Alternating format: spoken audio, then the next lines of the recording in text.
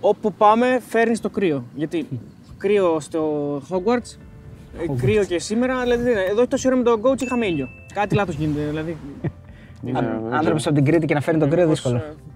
Δεν ξέρω, παιδιά. Δεν ξέρω. Νομίζω ότι δεν υπάρχει χημεία μεταξύ μας. Κάτι γίνεται. Λοιπόν, Δεν γίνεται δεύτερη συνέντευξη, αρχίζω να τορτουρίζω εδώ πέρα.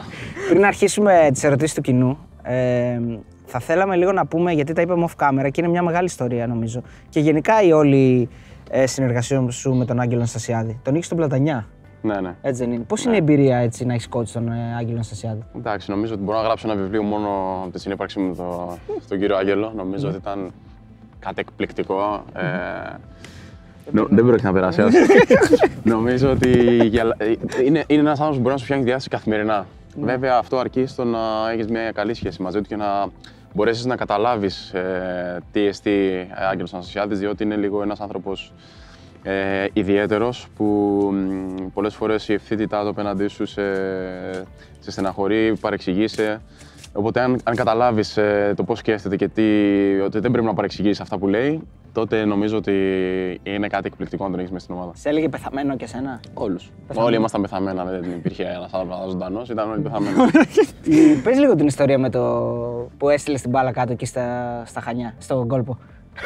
Ναι, εμάς στο Μάλεμ ήταν το προπονητικό, ήταν δίπλα στη θάλασσα, δηλαδή τελείωνε το τέρμα, από πίσω άμμος, θάλασσα αμέσως. Έκαναμε τελειώματα μια φορά, λέει, «Λάτε πεθαμένα μαζί μου, κάνουμε τελειώματα». Πάω από εκεί. Εκεί που κάνω τελειώματα, πάνω σουτάρω, παίρνω κοντρόλ, σκάει μπάλα και την ώρα πάω να πλασάρω, φεύγει μπάλα ψηλά, περνάει το φράχτη και πάει σκάει μέσα στη θάλασσα. Εκεί είχαμε ένα φροντιστή, τον έλεγαν Λυσίμαχο. Κοιτάω πάντα όταν έκανα κάτι και κάμια πλακία, κάνα κάποιο τελείωμα, κοιτούσα στον προπονητή αμέσως να δω τι θα πει ο Αναστασιάδης. Τον κοιτάω και φωνάζει Λυσίμαχε, πάρ' το jet ski. Παρότι όμως ήταν ώρες μπορεί να ήταν σκληρός όπως μας εξήγησες, είχε όμως ένα πλάνο, είχε μια σκέψη για σένα, φαντάζομαι και για όλους τους πιτσιρικάδες. Ναι, εντάξει, δεν ήταν πάντα εύκολα με τον Άγγελο Αναστασιάδη, διότι όταν ήρθε στην ομάδα, εγώ ήμουν σε ένα καλό φεγγάρι. Νόμιζα ότι ήμουν σε ένα καλό φεγγάρι στην ομάδα και με την έλευσή του από την πρώτη κιόλας μέρα με έστειλε για 3 εβδομάδες στη δεύτερη ομάδα, την ΚΑΠΑ 20 του Πλατανιά. Πιθανότατα είχε κάποια πράγματα στο μυαλό του τα οποία θα έλεγα ότι είχε ένα πλάνο. Ήθελε να δει πώς θα αντιδράσω, αν όντως το επίπεδο μου είναι με την πρώτη ομάδα. Όλα αυτά όταν ήμουν 18 χρονών, με το που είχα πάει στην Πλατανιά. Ο οποίος μέσα στη δεύτερη ομάδα στεναχωρήθηκα λίγο, γιατί τότε είχα αρχίσει και έπαιζα με την πρώτη ομάδα, ήμουν εθνική νέων κτλ. Ερχόταν σε κάθε παιχνίδι της ΚΑΠΑ 20 και με έβλεπε. Ναι. Σε κάθε παιχνίδι που πολλοί προπονητές σχεδόν κανένας δεν το κάνει. Και ερχόταν και με έβλεπε σε κάθε παιχνίδι. Εντάξει, εγώ πείζμωσα πάρα πολύ, βάζα γκολ σε κάθε αγωνιστική κτλ. Μετά από 3 εβδομάδες έρχεται μου λέει: «Πεθαμένα από εδώ και πέρα μαζί μας». Και έτσι καθημερινότητα, ναι, δηλαδή είχε αρχίσει και μετά και με έβαζε όλο και πιο πολύ και αποκτήσαμε μια πολύ ιδιαίτερη σχέση. Ναι. Στην πορεία βρήκες και παράσχο. Δηλαδή στην πορεία γενικά της καριέρας σου. Δηλαδή έχεις δύο προπονητές οι οποίοι είναι αποδεδειγμένα ονόματα για το ελληνικό στερέωμα. Έμπειροι. Είναι έμπειροι, αλλά είναι και λίγο καλτ. Δηλαδή εννοώ έχουν και αυτή την καλτήλα λίγο. Πιο παλιά σκοπής, ναι. Είναι λίγο. Και η ερώτηση είναι πώς, ας πούμε, λέει ο Γιώργος ο Παράσχος το λεπτό. Να το μετρούσατε. Εντάξει, χάνεις το μέτρημα. Χάνεις το μέτρημα. Ο κύριος Παράσχος ήταν ένας υπέροχος άνθρωπος πάνω απ' όλα. Ένας υπέροχος άνθρωπος, από τους καλύτερους ανθρώπους που έχω γνωρίσει στο ποδόσφαιρο. Όχι μόνο σαν προπονητής. Και προπονητικά είχε μια άποψη, ήταν καλός προπονητής για μένα. Ήταν ένας άνθρωπος ο οποίος του άρεσε να εξελίσσεται, ενώ θα έλεγες ότι ένας μεγάλος άνθρωπος σε ηλικία, του άρεσε να εξελίσσεται. Είχε ένα γυμναστή εκπληκτικό δίπλα του, στον Πλατανιά, είχαμε τον Λεωνίδα τον Παπαδάκη. Οπότε και η προπόνηση ήταν πάρα πολύ καλή και στο παιχνίδι, το να διαβάζει το παιχνίδι ήταν πάρα πολύ καλός. Ναι. Οπότε κρατούσε και μια ηρεμία στην ομάδα, δεν υπήρχαν τσακωμοί, δεν υπήρχαν θέματα πειθαρχίας, το σεβόντουσαν όλοι, χωρίς να το απαιτήσει, χωρίς να φωνάξει. Ναι. Σου έβγαζε μια. Μόνο από το φυσικό του και από τη φυσιογνωμία. Σου έβγαζε η φυσιογνωμία του, σου έβγαζε ένα σεβασμό και μια ηρεμία μέσα στην ομάδα. Πολύ σημαντικό νομίζω. Να πούμε ότι χθες είπαμε την ιστορία και η ιστορία με τον Αμπή είναι κλάμα, εντάξει, δεν υπάρχει. Ναι, νομίζω αυτή πρέπει να γίνει viral. Είπαμε και το πώς τελικά πήγε στον Όφη δανεικός, παρότι την ώρα που είχες δώσει την υποσχετική σου ήρθε μια πρόταση από την Ολλανδία. Αλλά δεν είπαμε την ιστορία πώς ήσουν έτοιμος να πας στον Όφη και τελικά χάλασε ο δανεισμός λόγω Μελισσανίδη, επειδή είπε ότι εγώ τον θέλω τον παίκτη, δεν θέλω να τον δώσω. Ναι, κάπως έτσι. Ήταν μια περίεργη κατάσταση. Ναι. Και εγώ είχα αποφασίσει ότι τέλος πάω στον Όφη, δεν υπάρχει κάτι άλλο για μένα στο μυαλό μου. Σχεδόν τα βρήκαμε, σχεδόν τα βρήκαν και οι ομάδες. Εν τέλει αποφάσισε η ΑΕΚ ότι εντάξει, θέλει να με κρατήσει εκείνη την περίοδο και ότι δεν ήθελε να φύγω. Βέβαια τότε θα έφευγα καλοκαίρι για μια γεμάτη σεζόν.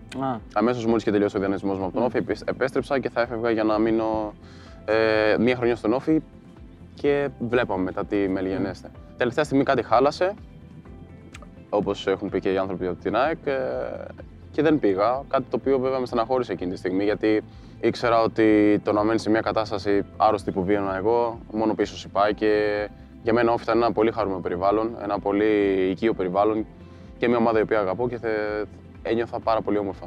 Οπότε μπορώ να πω ότι με στεναχώρησε για κάποιο καιρό, με είχε στεναχώρησε αυτό το θέμα.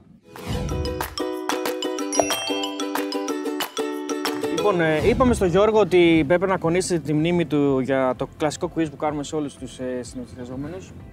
Δεν ξέρω να το κάνεις. Με ρωτήσεις ημερομηνίες. Δεν σου είπα, όχι ημερομηνίες. Δεν και ώρα. Ημερομηνίες. Σε ποιο λεπτό μπήκε αυτό.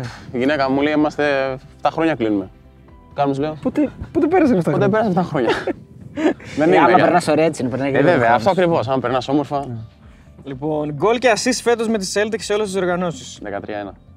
Σωστό. Εγώ πάρε. Σε ποιο μάτς έδωσε. Κάθε μέρα τα κοιτάει αυτά. Σε ποιο μάτς έδωσε τη μοναδική. Δεν έχω πάρει και 40 γκολ. 13 θυμάμαι. Μία assist έκανα που πήγα να βάλω γκολ και βγήκα τα λάθος assist. Ωραία. Σε ποιο μάτς είναι η μοναδική assist. Είναι με την Ross County.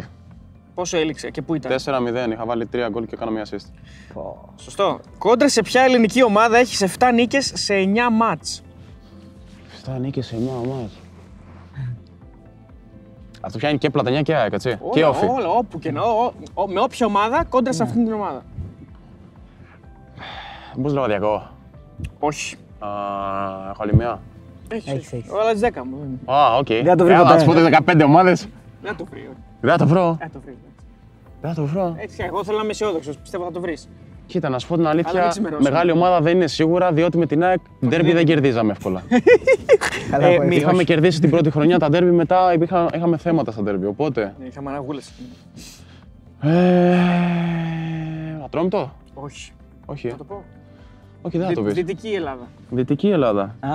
Με ξεφτυλίζεις έτσι, με ξεφτυλίζεις. Πέρα σκεφτώ τώρα Δυτική Ελλάδα, Ανατολική και ξεφτυλίζεις. Στη γεωγραφία. Sorry. Απειλέξουμε ενότητα. Λοιπόν, Δυτική Ελλάδα, Αγρίνιο. Αγρίνιο, Πανατολικός 7-1-1 έχεις. Έχω χάσει. Έχεις χάσει ένα μάτι. Μέσα στον Πανατολικό έπρεπε να ήταν το μάτι αυτό. Αυτό δεν το ξέρω. Μα δεν είσαι έτοιμος, δεν είσαι διαβασμένος. Φύγε και ξανά. Κόντρα σε ποια ομάδα έχεις 4 ισοπαλίες σε 5 μάτς ελληνική. 4 ισοπαλίες σε 5 μάτς. Ατρόμητο. Όχι ρε Γιώργο. Όχι, από τις 5 είπες. Ναι. Ποια είναι η επόμενη μεγάλη ομάδα, η έκτη. Που δεν είναι ούτε αυτή, η 7η θα είναι. Τι λέει ρε, τι λέει, δεν πέτρεψες. Πας. Δεν είναι με Όφη. Με Όφη έχω νίκες συνήθως απέναντι. Ατρόμητος. Ατρόμητο τον είπα, δεν είναι Ατρόμητος. Ή τι είναι ο Αστέρας. Όχι, ο Αστέρας έχω χάσει και όλος έχω κερδίσει. Λάρισα. ΑΕΛ. Μεγάλη ομάδα ρε. Ναι. Εναντίον 2 Ολλανδικών ομάδων έχεις σκοράρει από 5 γκολ.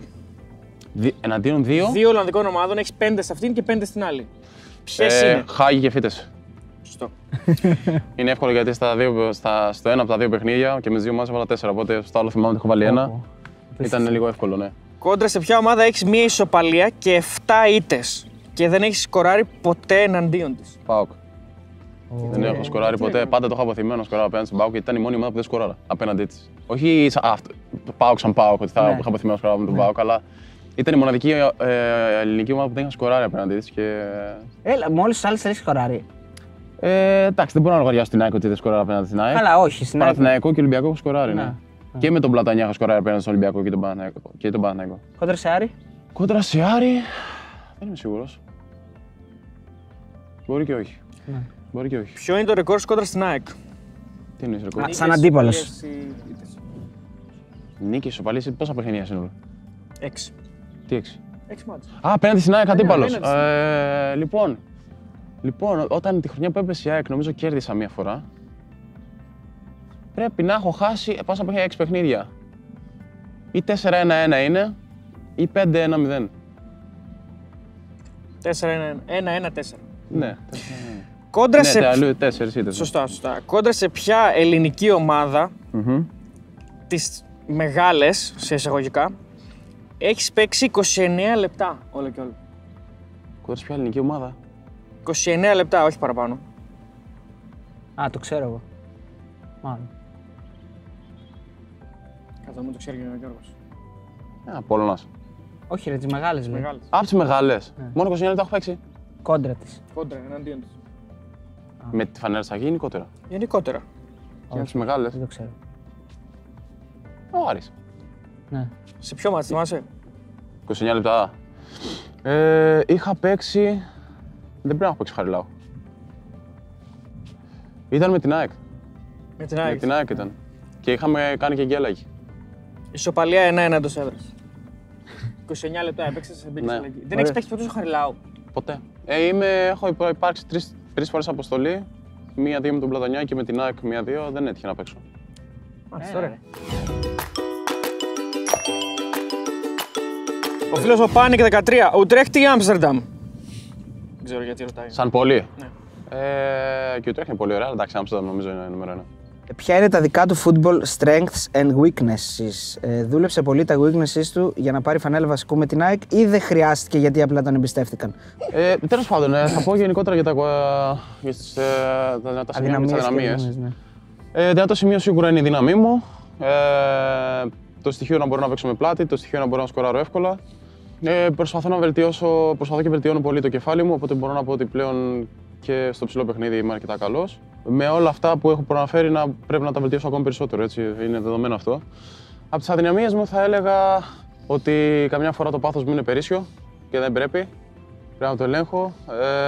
Θα ήθελα να είμαι ακόμη πιο γρήγορος και θα ήθελα να είμαι ακόμα λίγο καλύτερος στα τελειώματά μου. Ο Μίτσος λέει: είναι η συνέντευξη του Μπεταράδες η μεγαλύτερη σου προσωπική στιγμή. Η μεγαλύτερη σου επιτυχία, ας πούμε, είναι η συνέντευξη αυτή που δίνει σε εμάς. Δουλεύεις Μπεταράδες, το παιδί. Μπορεί να το είναι αυτό, εσύ είσαι. Ρε παιδιά, κόψτε τις ερωτήσεις από το κοινό μου, οι δικές σας. Σας παρακαλώ τώρα. Σας είπα να μην διαβάσετε. Λοιπόν, έχω εγώ μία. Λεβαντόφσκι, Μπενζεμά, Σουάρες. Ποιο χαρακτηριστικό θα έπαιρνε από τον κάθε φόρ? Και οι δύο και οι τρεις είναι killer. Τα τελειώματά τους είναι εκπληκτικά, ολοκληρωμένοι, center for. Τι θα έπαιρνε από τον καθένα? Νομίζω ότι ο Μπενζεμά ίσως είναι καλύτερος τεχνικά και από τους τρεις. Και από τους τρεις. Και στο κεφάλι νομίζω είναι αρκετά καλός. Ναι. Τώρα δεν ξέρω, ο Σουάρες όταν ήταν στα prime του στην Μπαρσελόνα ήταν εκπληκτικός. Μπορούσε να βάλει γκολ από οποιοδήποτε μέρος του γηπέδου. Είχε ακόμα και θυμάμαι πολλά γκολ του να στο ρίξει την περιοχή για να πηγαίνει μπάλα στο γάμα. Οπότε νομίζω θα επέλεγα τα τελειώματα του Σουάρες εκτός περιοχής. Αλλά νομίζω ότι ο Μπενζεμά δεν έχει ό,τι έχουν οι άλλοι, νομίζω το έχει και έχει κάποιο παραπάνω. Ο φίλος ο Τάσος σε ρωτάει για το θέμα αυτό με Κλωναρίδη και τον Μπενφίκα που το έχεις απαντήσει. Απλά λέει κάποια πράγματα που θέλω να ακούσεις. Ένα μεγάλο συγγνώμη λέει, που δεν φταίει ο άνθρωπος, απλά το λέει ο Σάικτζής, για τον τρόπο που έφυγε από την ΑΕΚ. Δεν φταίει εκείνος, αλλά το πώς αντιμετωπίζονται οι Έλληνες ποδοσφαιριστές στην Ελλάδα. Ένα μεγάλο ευχαριστώ για τον γκολ στο Καραϊσκάκης. Να είναι καλά πάνω απ' όλα, τον ευχαριστώ πολύ για τα καλά του λόγια και το συγγνώμη τώρα. Το συγγνώμη δεν είναι. Δεν έφταιγε. Δεν φταίει. Ξέρεις, έχουν χωριστεί σε δύο στρατόπεδα οι εκτζίδες. Είναι αυτοί οι οποίοι μου λένε ναι, ξέρεις, δεν στηρίξαν και θα έπρεπε και τι κάνει λάθος η ομάδα. Και απ' την άλλη υπάρχουν οι εκτζίδες οι οποίοι προσπαθούν με το ζόρι να πούνε ότι ο Γιακουμάκης ακόμα δεν κάνει. Και ότι είναι τόσο φανατισμένοι με την ΑΕΚ που υποστηρίζουν ακόμα την ΑΕΚ ότι ξέρεις κάτι, ναι, δεν έπρεπε να παίξεις. Ακόμα και τώρα, ακόμα και τώρα, δηλαδή, πολλές φορές φοβάμαι ότι αν πάω Premier League κάποια στιγμή και με αξιώσει ο Θεός, θα υποβαθμίσω το πρωτάθλημα. Ειλικρινά δεν νιώθω κάτι τέτοια κάποιες φορές. Διότι όπου πηγαίνω υποβαθμίζω το πρωτάθλημα εγώ. Ότι έλα μου, ωραία. Στην Ολλανδία χωρίς άμυνες το έκανε. Έπεσα κατηγορία. Τέλος πάντων. Στη Σκωτία χωρίς άμυνες τα κάνει και εκεί. Δεν υπάρχουν, δηλαδή είναι μόνο Celtic και Rangers. Ναι, αλλά αν δούμε εδώ πέρα ο πρώτος σκόρ έχει 13 γκολ. Οπότε, δηλαδή κάποιες φορές δεν πρέπει να δίνω σημασία σε κάτι τέτοια πράγματα, αλλά δεν πρέπει, όντως. Και απ' την άλλη, εντάξει, κάπου να υπάρχει μια λογική και δυστυχώς στην Ελλάδα δεν επικρατεί καμία λογική. Πώς είναι να έχει συμπαίκτη τον Τζο Χαρτ, ρωτάει ο Guest 55. Ο Τζο Χαρτ είναι σίγουρα η μεγαλύτερη προσωπικότητα που έχω συνυπάρξει ποτέ. Ένας παίχτης με τεράστια καριέρα, ο οποίος είναι ένας τόσο απλός άνθρωπος και είναι μια ηγετική μορφή μέσα στην ομάδα, την οποία μορφή τη χρειάζεται κάθε ομάδα. Ένας παίκτης ο οποίος με ένα τέτοιο background πίσω του και είναι από τους μοναδικούς που προσπαθούν να βοηθήσουν τους συμπαίκτες τους, μικρούς και μεγάλους. Συνεχώς με ένα χαμόγελο, ποτέ δεν ήταν υπερόπτης. Νομίζω είναι ένα παράδειγμα προς τους νεότερους. Ποιο center for ήταν το είδωλό σου όταν ήσουν μικρός και με ποιο center for έχεις παίξει αντίπαλος και σε εντυπωσίασε με τις ικανότητες του? Λοιπόν, αυτός που όταν ήμουν μικρός, ο center for που είχα είδωλο ήταν ο Didier Drogba. Ένα τέρας. Με τεράστιες φυσικές δυνάμεις, τεράστια έφεση στον γκολ, τεράστια αυτοπεποίθηση. Ήταν ένας center for τρομακτικός για τους αντίπους. Και εντάξει, σίγουρα δεν μπορώ να μην αναφέρω το Zlatan. Και μόνο η αυτοπεποίθηση και η υπεροψία που βγάζει, νομίζω ότι μπαίνει μέσα και θεωρεί ότι είναι ο καλύτερος παίκτης στον κόσμο και το δείχνει κιόλας πολλές φορές. Ο Μάνος, ξανά, άλλος Μάνος βασικά, Γιακουμάκης λέγεται, αν θυμάται το μάτσα Τσαλένιος Τράχονες. Δεν ήμουν εγώ. Ήταν ο ξαδερφός μου, Πέτρος. Οκ. Fail. Και fail. Εντάξει, σημαίνει αυτό. Οι Γιακουμάκης πολλές φορές μας μπερδεύουν και λένε και ότι είμαστε ξαδέρφια, επειδή το εξηγήσαμε λίγο χθες ποια είναι η συγγένεια. Ναι. Όσο έπαιζε στην ΑΕΚ, λέει ο Γιώργος, έβλεπα ότι είναι πολύ μαχητικός, έτρεχε, μάρκαρε. Είχα αναρωτηθεί αν θα του τέριαζε μια θέση στην άμυνα περισσότερο. Τελικά φάνηκε ότι είναι και γκολτζής. Έχει παίξει ποτέ κάποια άλλη θέση? Και εδώ νομίζω ότι μπορούμε να το πούμε ότι έχει ξεκινήσει ως εξάρι, οχτάρι, αν δεν κάνω λάθος. Εξάρι. Μέχρι 16 χρονών εξάρι μου. 16 χρονών μέχρι και στους νέους του Ατσαλένιου που ήμουν εξάρι. Και θυμάμαι τότε άλλαξαν προπονητή στην πρώτη ομάδα, κάναν ένα φιλικό διπλό τώρα μεταξύ μας οι νέοι για να δει ο προπονητής της πρώτης ομάδας ποιος μπορεί να ανεβάσει. Έτυχε τότε έπαιξα κάποια λεπτά εξάρι και αμέσως ο προπονητής λέει για πήγαινε πιο μπροστά. Ο προπονητής της πρώτης ομάδας λέει για πήγαινε λίγο πιο μπροστά. Πήγα πιο μπροστά, τέλος πάντων έβαλα 3 γκολ και από τότε με ανέβασα αμέσως στην πρώτη ομάδα και από τότε έγινα center for. Από 16 χρονών. Αυτός ο προπονητής δηλαδή ουσιαστικά Είναι ο υπεύθυνος ακαδημιών του Όφη. Είναι ο κύριος Πατεμτζής, παλέμαχος ποδοσφαιριστής του Όφη, στον οποίο οφείλω πάρα πολλά, ότι όταν ξεκίνησα, αν δεν ήταν αυτός, νομίζω ότι ακόμα εξάρι θα ήμουν. Και ευτυχώς, και εκτός ότι με άλλαξε θέση, πήρα πάρα πολλά πράγματα από αυτόν. Με στήριξε πραγματικά, με βοήθησε πάρα πολύ. Είμαι πραγματικά ευγνώμων σε αυτόν τον άνθρωπο. Ο φίλος ο Ανδρέας λέει, ισχύει βασικά ότι είσαι η καλύτερη κάρτα Έλληνα στο FIFA το 2022. Δεν παίζω FIFA.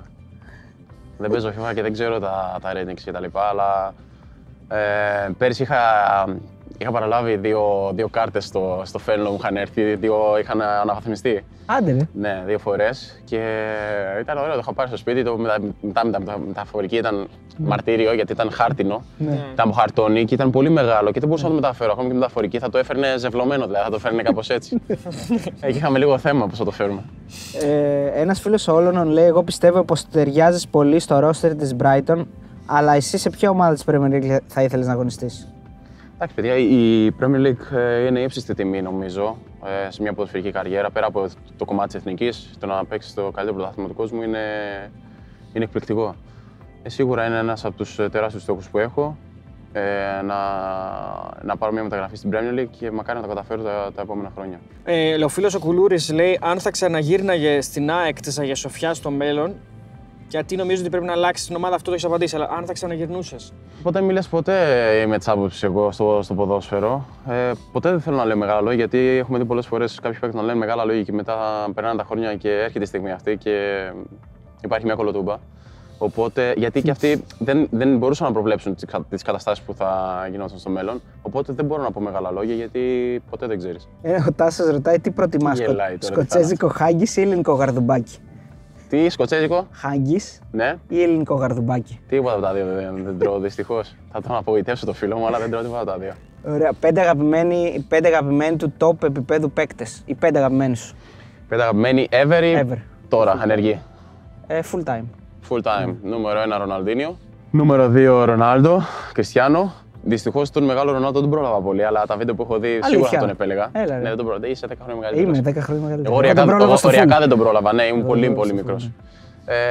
Ροναλντίνιο, Κριστιάνο, Μέση, δεν μπορείς να μην τους βάλεις αυτούς τους δύο. Μέση φυσικά. Ρονάλντο δεν έχεις πει ακόμα. Τον είπες αυτόν εδώ? Το φαινόμενο. Όχι, τον άλλο. Τον Κριστιάνο τον είπα. Νούμερο 2 είναι. Νούμερο 2. Θα πω Ντρογκμπά που ήταν μια ζωή το είδωλό μου. Νούμερο 4. Νούμερο 5 θα πω ποιον είπες? Ζιντάν. Λισγά. Ο Μιχαήλ ο Κρούσκος ρωτάει, ο Φανούρης είναι όντως μεγάλο δεκάρι, συμπαίκτης στον Πλατανιά? Ο Φανούρης ήταν ένας παίκτης με τεράστια ευφυΐα μέσα στο γήπεδο. Και ένας πάρα πολύ καλός συμπαίκτης, θα έλεγα, ο οποίος μπορεί να ήμουν πολύ νεαρός, αλλά με σεβόταν, το σεβόμουν και ένας άνθρωπος με πολύ χιούμορ. Ένας άνθρωπος πολύ θρήσκος, πάρα πολύ, σεβόταν πάρα πολύ, πίστευε πάρα πολύ στο Θεό. Όσο από το ποδοσφαιρικό κομμάτι ήταν ένας άνθρωπος με πολύ μεγάλη ευφυΐα που μπορούσε να σου κάνει το απίστευτο μες στο γήπεδο που δεν το περιμένεις και γενικά ήταν ένας ποιοτικός παίκτης. Ωραία, τώρα εγώ πρέπει να κάνω την ερώτησή μου γιατί δεν την έκανα. Ναι. Ρωτάω κάθε έναν, είτε εν ενεργεία, είτε που έχει σταματήσει. Ναι. Ποιος ήταν ο ποδοσφαιριστής που σε εξέθεσε, σε έφερε σε σημείο ας πούμε, να αισθάνεσαι ότι πρέπει να δουλέψεις παραπάνω. Δηλαδή, ότι να πήγες το βράδυ της προπόνησης και να λες στο σπίτι και να λες πώς μου το έκανε αυτό το πράγμα. Δηλαδή, πρέπει να γίνω καλύτερος, πρέπει να κοιμήθηκες το βράδυ. Εννοείς αμυντικός ή κάτι που είδα από επιθετικό και κατάλαβα ότι είμαι πολύ πίσω, ας πούμε? Και τα δύο. Εγώ θα έλεγα κυρίως από αμυντικό που δεν τον πέρασε ποτέ, που δεν τον πήρες μονομαχία ή κάτι τέτοιο. Αλλά ό,τι θες ό,τι σου έρχεται σε ένα. Είτε σε προπόνηση είτε σε μάτς. Όταν ήσουν μικρός, έτσι ίσως. Ναι. Ποιος ήταν αυτός ο παίκτης δηλαδή, που σου έκανε το κλικ μέσα σου και είπες πρέπει να είμαι καλός για να μπορώ να ανταπεξέρχομαι κόντρα σε τέτοιους παίκτες? Γενικότερα πάντα είναι μια πρόκληση αμυντική συμπαίκτες σου μέσα στην καθημερινότητα, διότι είναι και πιο δύσκολο να τους περάσεις όταν ξέρουν ακριβώς τι είσαι. Είναι πιο δύσκολοι οι συμπαίκτες σου από ό,τι αντίπαλοι. Οπότε πάντα υπάρχει μια δυσκολία στην προπόνηση. Θα πω ότι ο συμπαίκτης που έχω τώρα είναι ίσως ο καλύτερος αμυντικός που είχα ποτέ. Ο Κάμερον, ο Κάρτερ Πίκερς. Ένας πολύ ολοκληρωμένος αμυντικός, εκπληκτικός, γρήγορος, δυνατός. Βουνό, για να δω, ψυγείο είναι κανονικό. Ντουλάπα. Ναι. Είναι εκπληκτικός. Είναι πολύ δύσκολος αμυντικός για να τον περάσεις. Πάρα πολύ δύσκολος. Ποιος ήταν ο παίκτης που δεν φαινόταν ποτέ μέσα στο γήπεδο ότι είναι τόσο καλός, αλλά εσείς ξέρατε, δηλαδή εσείς οι παίκτες σας ξέρατε ότι είναι πάρα πολύ καλός, αλλά δεν το έδειχνε ποτέ ας πούμε, στο παιχνίδι? Θα μπορούσε να κάνει παραπάνω πράγματα. Ας πούμε, για παράδειγμα, ο Ντίνας, που λέγανε όλοι ότι είναι παικταράς στις προπονήσεις, αλλά στα παιχνίδια ποτέ δεν ήταν αυτός που έπρεπε. Ο Ντίνας είχε μια απίστευτη ποιότητα και αυτός το ένας μένα ήταν εκπληκτικός. Εντάξει, νομίζω ο Ντίνας αδίκησε μόνο στον εαυτό του.